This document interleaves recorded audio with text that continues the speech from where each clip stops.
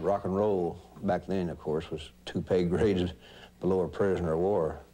And the schools were against it, and the churches were against it. They thought there was something wrong with the music.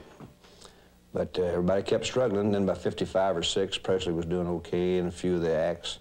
And then, I guess, end of 55, 56, Presley hit big, you know, with some of them. And that opened up a whole new world for our style of music. And then I formed a little group. That's when I brought to Canada. Then, as they would leave or something would happen, why I started using Canadian musicians, because they're just as good or better here than anywhere else in the world. It was just convincing them of it and Canada of it, you know. Well, I was 16 when I joined Ronnie Hawkins and the Hawks, but I'd met them when I was 15, just early 15, and I wrote a couple of songs that Ronnie recorded. Who do you love? Who do you love?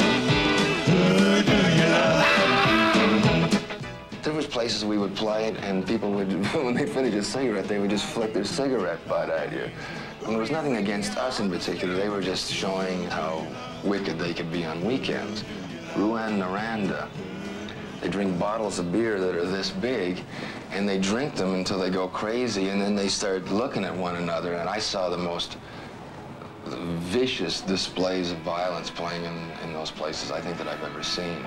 If the doorman didn't handle it or didn't notice it, rather than let them get out of hand and really get wild, I'd just bust them in the head with that 664 mic. Like I said, my hands won't move now. They've been broken, I guess maybe 25 or 30 times each. You know, my nose messed up, bottle in the face. So, you know, you have your scars from the wars.